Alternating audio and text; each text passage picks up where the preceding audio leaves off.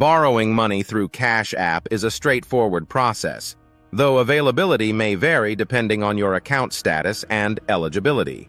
Cash App offers a borrowing feature that allows qualified users to access a small loan directly within the app. To check if you're eligible, open the app, tap on your balance, and look for a Borrow option. If it's available, you can follow the prompts to proceed with borrowing. Once you select the Borrow option, Cash App will show you the amount available to borrow, the repayment terms, and any associated fees. You'll need to review and accept these terms to proceed with the loan. Cash App typically offers a short-term loan with a fixed repayment period, which might involve repaying within a few weeks. The loan amount and fees will be shown up front, so you'll know exactly what to expect. After agreeing to the terms, the loan funds are deposited directly into your Cash App balance, making them available for use immediately. Repayment can also be managed within the app. Cash App may allow you to repay early if you want to avoid additional fees.